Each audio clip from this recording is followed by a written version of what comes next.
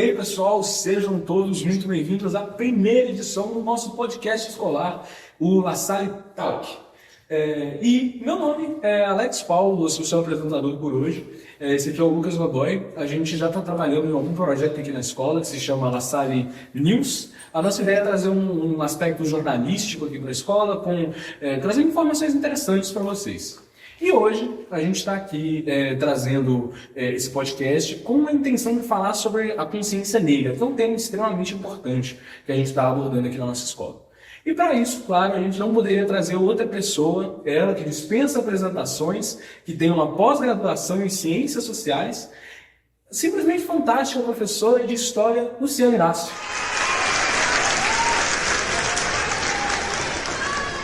É isso aí, eu sou o Lucas, a gente está aqui dirigindo, né, nessa parte aqui, junto com a Luciana, que é professora do 7º ano até o 3º ano do ensino médio, que vai explicar para a gente um pouco sobre a consciência negra e o dia que ela representa. Boa tarde, gente. Então, como os meninos já falaram, meu nome é Luciana, trabalho aqui no Colégio La Salle há um bom tempo, mais um bom tempo, né? E hoje a gente está aqui para poder bater um papo, né, sobre esse assunto, que é um assunto muito importante para a nossa sociedade. Ainda mais nesse mês, né, que é o mês, não tem, na verdade, como dizem, não tem dia da consciência negra, né?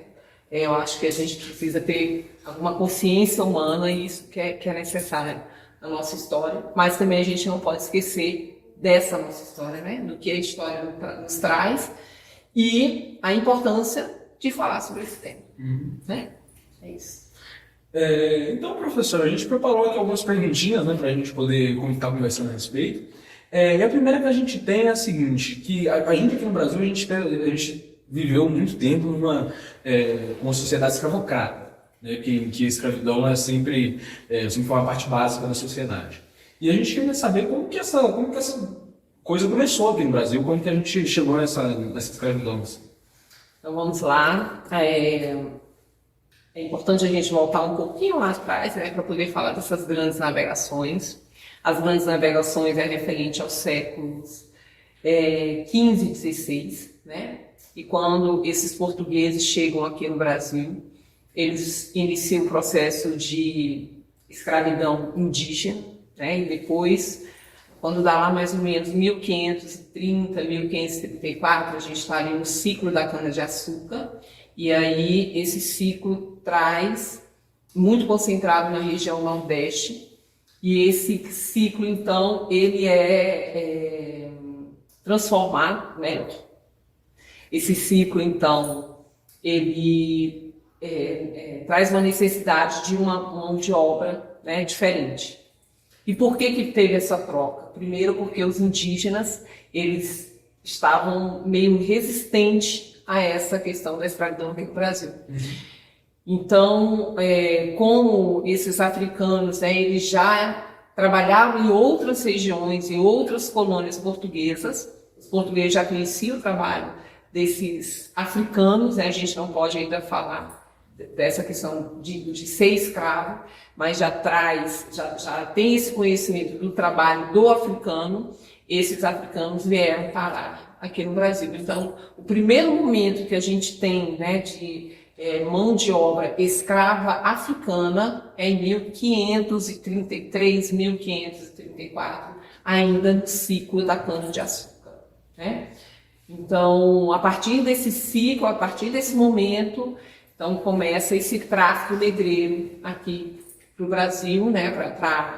Não só para o Brasil, para a América, né? Porque a gente tem que falar das colônias do sul dos Estados Unidos, toda essa América espanhola e, obviamente, naquele momento, a América portuguesa, né? Então, essa América portuguesa veio recheada dessa mão de obra dos africanos que foram escravizados aqui no Brasil.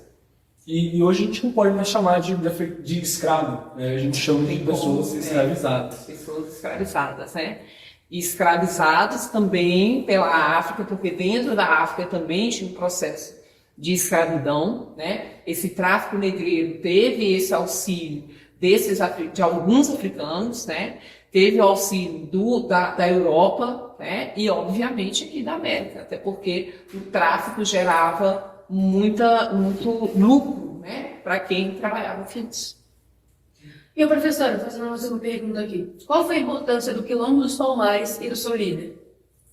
Então vamos lá. Então, quando inicia esse processo da escravidão, né, no ciclo da cana-de-açúcar, com o passar do tempo, esses escravizados passaram a fugir, né, para poder ser resistente a todo o processo de escravidão, e surge o Quilombo dos Palmares. Né? Esse quilombo, que era um refúgio para esses escravos, né? Então a importância é justamente essa, porque servia como um refúgio. Né? E ali eles foram criando uma comunidade muito grande, né? E tiveram vários líderes, e um desses líderes era Zumbi. Né? Então Zumbi, que tem uma liderança muito forte dentro dos quilombos, ele vai fazer com que essas pessoas lutem, né, a favor dessa resistência à escravidão. Então, isso é importante.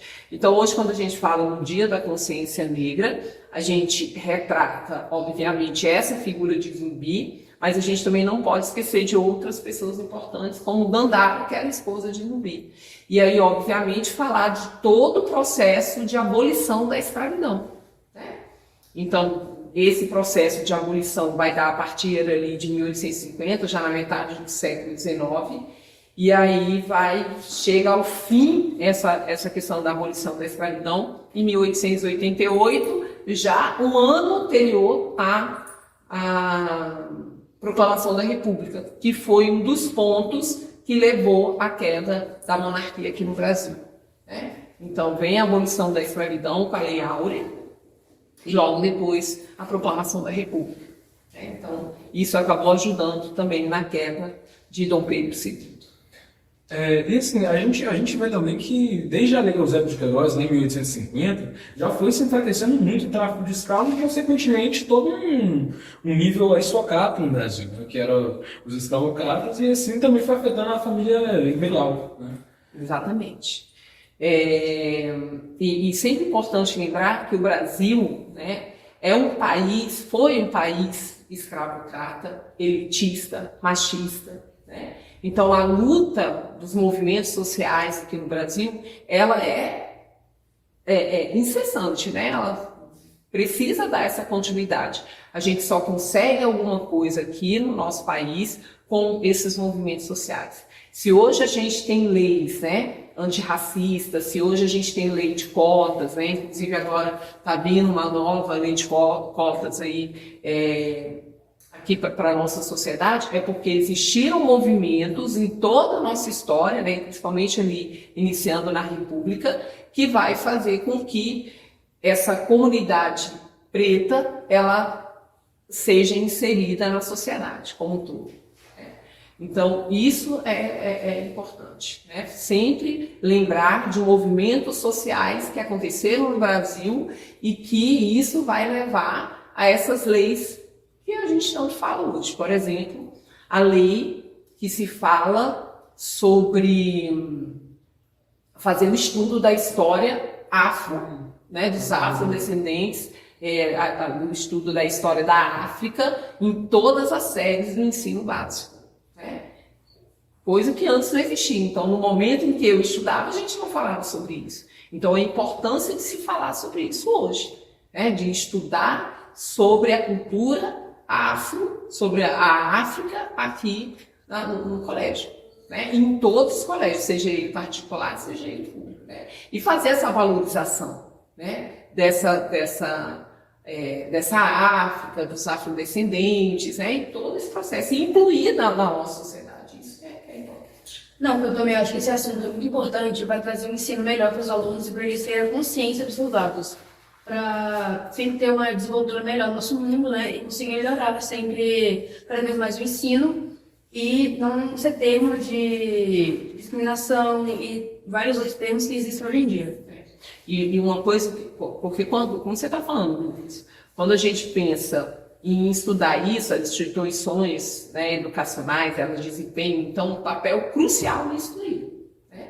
Porque se a gente não fala sobre isso dentro de sala de aula, né, vai gerar bullying, vai gerar racismo, vai gerar preconceito, né? Então, a gente pegando ali, né, dos menorzinhos, até chegar à terceira série do ensino médio, quando sai ali para enfrentar esse mundo, é necessário a gente falar sobre isso, né? Falar sobre igualdade racial, falar sobre o fim do preconceito, falar sobre racismo, né? Inclusive hoje, eu estava falando para alguns alunos que hoje existem várias vertentes de racismo. Porque antes a gente só falava a palavra racismo, né? Mas hoje existem vários caminhos aí. Então existe o racismo estrutural, como sempre está sendo falado, é um termo mais moderno, digamos assim, mais contemporâneo, né? Existe o racismo ambiental, né? Existe o racismo institucional, existe o racismo científico. Então, são vários tipos de racismo que se encontram impregnados na nossa sociedade e por isso é necessário a gente sempre estar falando sobre isso. Então, óbvio que a gente não pode esperar o mês da consciência negra. Na verdade, a gente tem que estar falando sobre isso todos os dias, né? E uma coisa importante é que a gente não vai conversar sobre isso nas festinhas que vocês vão. Ninguém vai parar numa rodinha e vai falar, vamos conversar sobre o mês da consciência. Ninguém vai falar sobre isso, né? No shopping, ninguém vai ficar conversando sobre isso. Então, aonde que a gente tem que conversar? Na escola. É aqui que a gente faz a transformação, né? Eu não sou uma mulher preta, mas a partir do momento em que eu conheço da história do meu país, e eu sei que o meu país é um país que vem com uma base escravocrata, eu preciso entender que eu preciso mudar, né? Então, eu não posso ser preconceituosa, eu não posso ser racista, eu não posso ser machista, né? Xenofóbica. E não é porque a gente mantém a pele negra que a gente não pode lutar contra o racismo, né? Também tem isso. A gente, não é porque eu não sou uma mulher preta que eu não posso falar sobre isso, né? É porque eu não sou uma mulher da cor da pele preta que eu não posso levar os meus alunos a ser mais conscientes, né, em relação a isso. Sim, e você trazendo esse argumento é uma coisa muito concreta que incentiva outras pessoas, porque atualmente o mundo é muito desigual. Ninguém tem a consciência de que uma piada de mau gosto pode fazer muita diferença numa vida. Na vida de uma... E a gente sabe disso, né? Tem uma aluna que eu fiz uma certa pergunta para ela sobre isso, perguntei se ela já tinha sofrido, né, preconceito, racismo e tal, e ela só virou para mim e falou sim, só que eu não quero falar sobre isso. Né? Então a gente pensa tanto que essa brincadeira, ela fere alguém. Né? E às vezes pra gente é uma coisa assim, que a gente fala e esquece. Esquece, exatamente. Mas pra pessoa é uma coisa que fica ali. E fica ali na ferida e fica martelando ali, né? Então, por isso é necessário a gente falar sobre esse tema, sobre essa temática, sobre esse assunto. Obviamente, não só no dia, no mês, né? Vamos falar só no dia 20 de novembro? Não. A gente tem que estar falando todos os dias sobre isso, né? Sobre a prática antirracista. Né? E aí, voltando um pouco para o assunto da abolição da escravidão no Brasil, a gente percebe que o Brasil ele demorou muito ainda para abolir a escravidão em relação a outros países. Por exemplo, né, a Inglaterra aboliu a escravidão muito antes do Brasil, e mesmo a Inglaterra sendo um parceiro econômico do Brasil muito significante, o Brasil ainda demorou muito tempo para abolir a escravidão. Por que isso, né? Então a gente pode conversar de dois momentos, né? Na verdade, 3 momentos, 3 ciclos econômicos. A gente falar do ciclo da cana-de-açúcar, o ciclo do ouro e depois o ciclo do café. Nos 3 ciclos, a gente tem uma elite muito forte aqui no Brasil. E essa elite, ela dependia fortemente desse sistema escravista. Então, e o Brasil é um país elitista, né? Então, em todos os ciclos econômicos, né, a gente fala dessa dependência que essas pessoas tinham em relação ao sistema escravista. Então, por que demorou tanto? Justamente porque quem manda aqui no Brasil ainda era a elite. Né? Então, precisou o Estado, na figura da princesa, né, fazer essa intervenção, não que ela seja a salvadora da pátria, até porque ela tinha movimentos sociais aqui acontecendo, os movimentos abolicionistas, para que ela realmente fizesse essa assinatura, né? Mas isso não significa que a partir do momento em que aconteceu a assinatura da Lei Áurea, essas pessoas foram inseridas na sociedade ou teve mobilidade social aqui no Brasil. Não, muito pelo contrário. Teve a assinatura da Lei Áurea e logo depois, né, o Estado ele não consegue colocar essas pessoas inseridas na nossa sociedade. Porque eles não tinham nenhuma fonte de renda, não tinha dinheiro, você sai disso, você não tem mais onde trabalhar e vai te aceitar. Vai te aceitar. Então, o Estado também não teve nenhuma política pública naquele momento para que pudesse integrar essas pessoas na nossa sociedade, né? E o Brasil foi andando assim, porque o Brasil ele é cheio de altos e baixos, né? Então, logo depois veio a proclamação da República, como falei, né, em 1889, e aí a nossa República, ela não é uma república linear, né? Ela é uma república com altos e baixos, né? As mulheres, por exemplo, não foram inseridas nesse processo eleitoral na segunda Constituição, na primeira de 1824 já não foi inserida, na segunda ela também não foi inserida, ela só foi inserida a partir da terceira, né? O sistema eleitoral também não dava oportunidade para as pessoas mais pobres, para as pessoas analfabetas. Importante a gente lembrar que o Brasil era um país de analfabetos, né? Então também não era. Então os analfabetos normalmente ou tinha pele pálida ou tinha pele preta, né? Porque a elite era a elite mais branca, né? Então isso fez com que cada vez mais essa população fosse afastada desse meio, né? Vamos dizer, desse centro, né? Então, quanto mais longe desse centro, menor era a chance de mobilidade social, né? De crescimento do Brasil. E professor, agora, voltando direto ao assunto que a gente estava falando antes, sobre o ensino, né? O ensino na escola, não só na escola, mas também em outras partes, em conhecimentos gerais, como que ele pode ajudar na redução de casos como a xenofobia, o racismo, principalmente, a discriminação, e também como que a escola, os meios institucionais podem se posicionar e combater esse tipo de violência, né? Eu acredito que aqui dentro, primeiro, a gente tem que, primeiramente, refletir sobre a nossa história. Porque se eu não conheço a minha história, eu não sei como defender.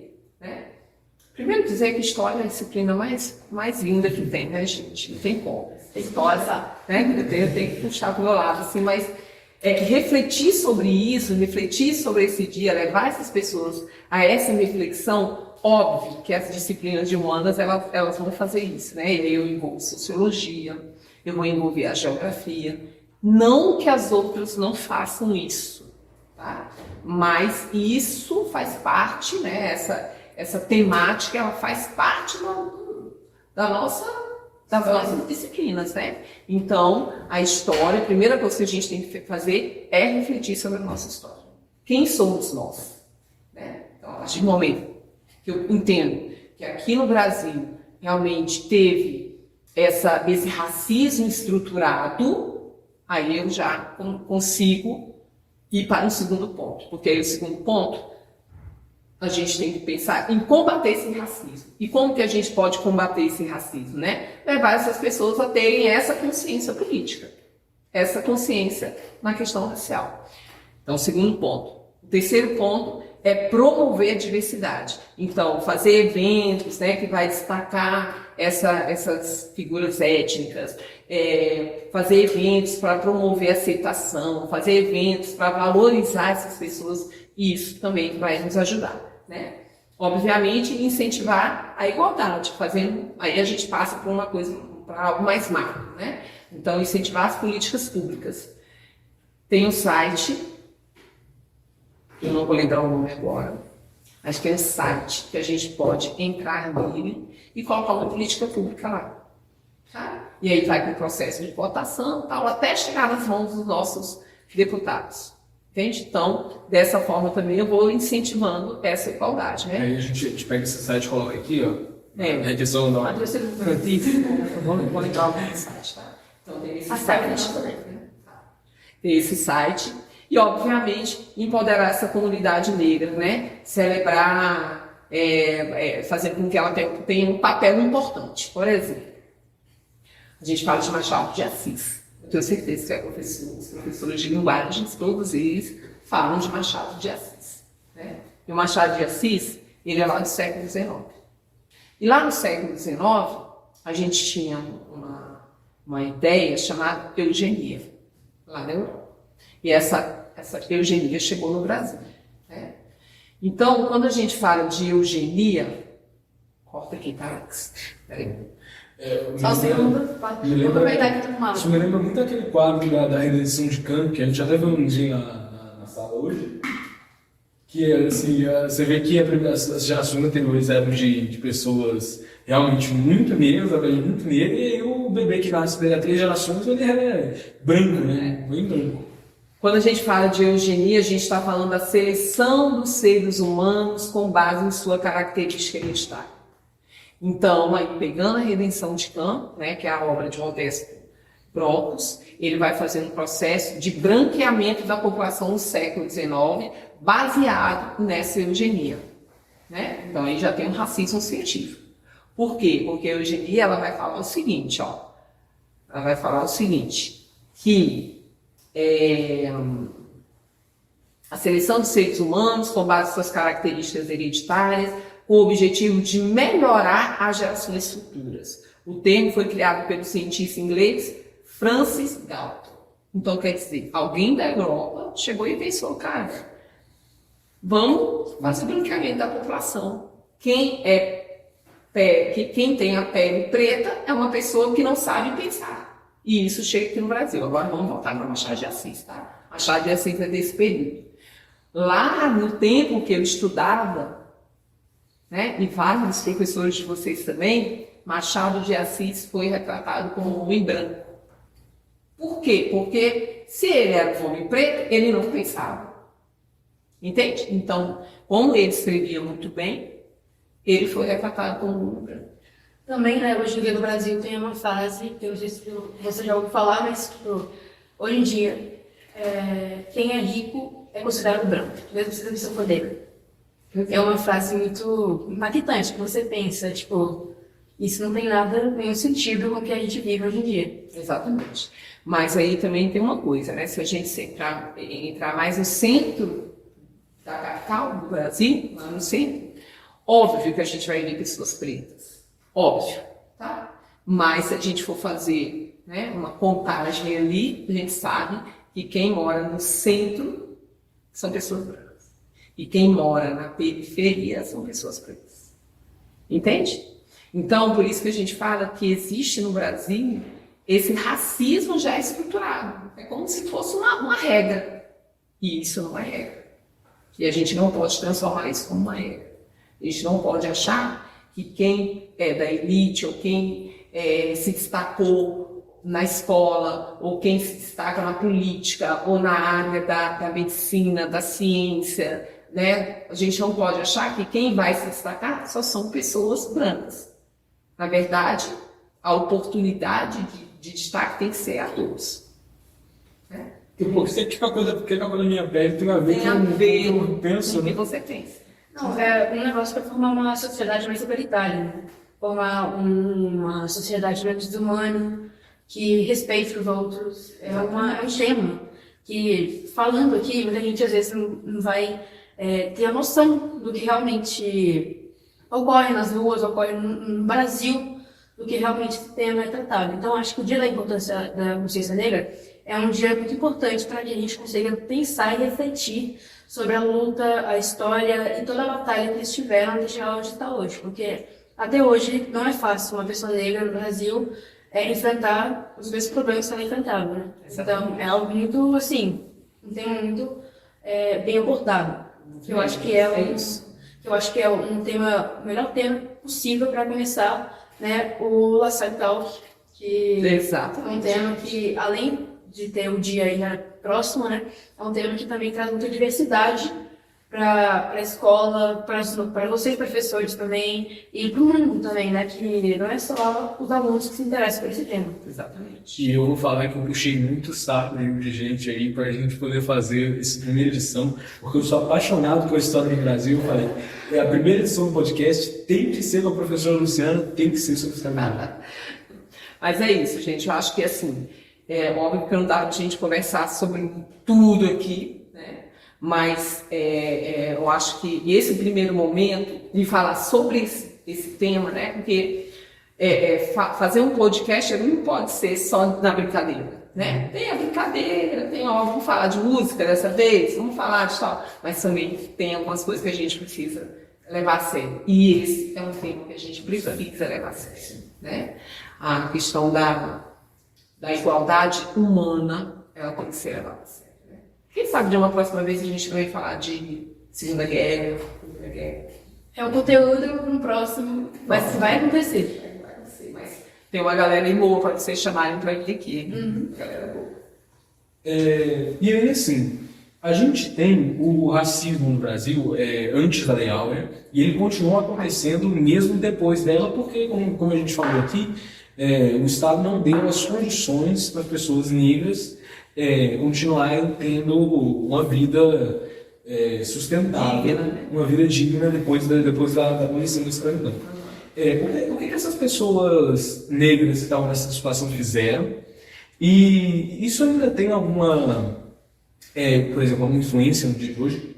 Claramente a gente chegou no Brasil é um país com muito racismo, né? A gente tem o racismo mesmo com os movimentos. Muitas pessoas aqui ainda, infelizmente, ainda acreditam nessa questão de que a pessoa branca é superior, né? Mas nisso que eu queria saber sobre, a gente queria saber, né, sobre, depois da abolição do escravidão, para onde a gente vai. Aonde a gente vai? Também não sei, gente. Eu também não sei para onde que a gente vai, não. Mas eu acho que quando a gente pensa, né? E agora? Aconteceu a abolição. E agora o que a gente faz? É tudo um caminho. Né? A gente começou a caminhar ali pós a abolição, mas como eu venho falando, sabe? Não, a gente não pode deixar de falar sobre. Né? A gente vai chegar a um ponto, e é o que eu acho que a geração de vocês agora, né? Essa geração, não sei se é a geração do Z. Eu acho que essa geração que a gente teve agora é assim. Essa geração mais Essa geração de vocês, ela tem tudo para dar certo. Ela tem tudo para dar certo. Eu acho que a minha geração, ela não foi tão legal, né? Tão legal no sentido de trocas, sabe? Foi legal em música. Música, a nossa geração, somos das melhores, tá? Né? A década de 80 ali, nós só musicamos, tá? Mas eu digo em relação ao tratamento que ofereceu. Então, acho que a gente não foi muito feliz nisso, tá? Então, a geração de vocês, que são temáticas que são tratadas dentro de escola, né? É uma geração aí que vai mostrar, vai ser um diferencial. Então, eu acho que é isso, sabe? Para onde que a gente está indo? Justamente para a geração de vocês. E é a geração de vocês que vai mudar muita coisa. Entende? Porque a gente acredita que nós, professores, né? E nós, professores aqui do Colégio La Salle Bandeirante, a gente pensa nisso, sabe? E transformarmos não só em grandes empresários, né? Pessoas, né? Médicos, não. A gente pensa nisso também, mas principalmente ótimos seres humanos. Porque se você não for um ser humano do bem, do coração bom, você não consegue dar um passo. Você pode ser super inteligente, você pode tirar ótimas notas, mas se você for um cara boçal, tu não vai para frente. Então, eu acho isso. Para onde que a gente vai pós-abolição em 1888? Sempre pensando no mundo melhor. Né? E a gente só consegue ter um mundo melhor se a gente fizer movimentos. Se a gente não movimentar esse mundo, esse Brasil, a gente não consegue E é aquele negócio do conhecimento, do conhecimento de onde eu vim, que a senhora tinha até falado. Como que eu vou fazer, como que eu vou desrespeitar uma pessoa por ela ser negra, sendo que eu vim que meus antepassados, assim, eu estou desrespeitando a minha própria história. Exatamente. Exatamente. A sua própria história, a história do seu país, né? A gente sempre foi colocado como o patinho feio, né? O Brasil, dentro dessa América Latina, sempre colocado como o patinho feio de tudo isso, né? Mas quando a gente para pensar na nossa história, a gente conhece a nossa história, aí a gente começa a ver as coisas de um outro lado, né? A gente consegue virar a nossa história. Né? É isso. Então, nós sabemos dos desafios enfrentados pela comunidade negra. E sobre isso, esse assunto já foi tratado aqui, mas eu queria aprofundar um pouco mais. Na igualdade social, no quesito da discriminação social, como que a gente pode melhorar esse tipo, essa situação? Então, na sociedade, né? Assim, em estrutura social mesmo, como que a gente melhoraria isso? Primeira, eu penso muito, né? Eu acho que parte do princípio assim, casa, eu dentro da minha casa, eu dentro da minha escola, eu dentro da sociedade e eu no meu país e eu no mundo. Entende? Então eu vou ali, ó, do meu seio familiar para chegar até esse espaço, né, gigante que é o mundo. Então, se lá na minha casa eu já tenho práticas racistas, homofóbicas, xenofóbicas, né, eu vou passar para o mundo, porque olha o caminho que eu vou ter que chegar. Né? Então, eu acho que por essa sua pergunta, é a gente começar dentro de casa. Arrumar tua cama. O que tem isso a ver com... Né? Parece pouco. Né? Parece pouco, mas arruma sua cama primeiro. Entende? Porque aí você vai criando responsabilidade. E quando você cria responsabilidade, você começa a ser uma pessoa, né, melhor. Também, não só no quesito de discriminação, mas eu também acho que a educação já começa em casa desde pequeno, porque isso não traz só benefícios à percepção desses assuntos, mas também como outros assuntos que podem ser passados mais na frente. E também são assuntos muito importantes sobre a nossa história, sobre, como você falou, a história de onde a gente veio, a gente julgar pessoas que eram nossos descendentes antepassados. Então, eu acho que esse assunto também, que às vezes muita gente acha que não tem ligação, é um assunto muito delicado e também pode ser tratado de uma forma muito ampla e consegue ter uma percepção bastante visual e que melhora muita coisa também no nosso mundo. Né? Exatamente. Então, se eu paro para pensar lá no princípio de tudo, né? Eu dentro da minha casa, eu sendo uma pessoa responsável, eu cuidando da minha cama e do meu quarto, né? Eu sempre tenho muitos alunos que não fazem isso, mas isso não significa que ele vai ser, né, irresponsável, né, nesse sentido, mas eu estou dizendo que tudo começa lá dentro. Que são os primeiros passos. São os primeiros passos, porque eu vou tendo consciência, aí daqui a pouco eu crio consciência política, daqui a pouco eu crio uma consciência, né, em relação a essas questões que envolvem a gente, as questões raciais, xenofobia e tal. Então, isso vai me preparando para o mundo. Então, eu não vou ser um cara ou uma garota, né, sem consciência. Por quê? Porque lá atrás foi que vai dar isso. Lá atrás eu tive a consciência de arrumar minha cama. Tanto é que, como dizem, né, os pais são reflexos do filho. Então, se você pratica... O filho é o reflexo do pai. O filho é o reflexo do pai. Foi bom. Então, quando você comete, o pai comete algo racista, o filho pode ser também que tem uma percepção. Então, é sempre bom uma educação e um conceito, porque sempre o respeito é necessário. Não só nesse termo de educação, mas também na vida. Porque esse conceito de consciência negra, esse conceito de racismo, xenofobia, machismo, tudo isso hoje em dia, isso é uma coisa que eu acho que é o essencial para ser tratado, principalmente com os filhos e com pessoas da família mesmo. Não só com familiares, mas com amigos também, que tem que também ter uma percepção dos atos que eles estão fazendo, dos atos que eles estão agindo, da maneira certa e da maneira errada. Que é a questão do exemplo. Né? Você tem que dar o exemplo para o seu filho seguir, não é só você apontar o dedo e você falar, não. Você tem que fazer isso daqui, isso não adianta se você não fizer. O filho vai querer seguir o seu exemplo. Né? E assim, a gente percebe que dentro da escola a gente tem não só dentro da escola, dentro da sociedade toda, a gente tem uma luta contra o racismo, né? E a gente tem muita gente falando assim, que são aliados contra o racismo. O que isso quer dizer? Como assim, né? Como que eu vou lutar contra o racismo? Não é uma coisa física? Como que eu vou cair na porrada com o racismo? Então vamos lá, eu vou voltar à pergunta. Como você lutaria contra o racismo? Como a gente já falou aqui, eu acho que a luta contra o racismo ela começa dentro de casa, desde o começo. Se a gente tiver, desde o começo lá atrás, desde pequenininho, a gente falar, estiver apontando o jeito certo de tratar as pessoas, estiver mostrando que não tem essa coisa de só porque minha pele é diferente, a pessoa tem que ser tratada diferente, né? E também na escola, na educação. Que infelizmente a gente não tem um investimento muito grande na educação no Brasil, mas eu acho que a educação exerce vários papéis fundamentais, mas especialmente no racismo, na luta contra o racismo. Perfeito. Lucas, como você lutaria contra o racismo? De forma muito igualitária, pensando que, nós precisamos olhar pra gente primeiro para saber como julgar o outro. Porque a gente não pode simplesmente chegar e julgar o outro, a gente tem que saber que a gente também comete os mesmos erros às vezes. Uma forma que eu lutaria contra o racismo seria de forma igual o Alex falou, de forma em casa.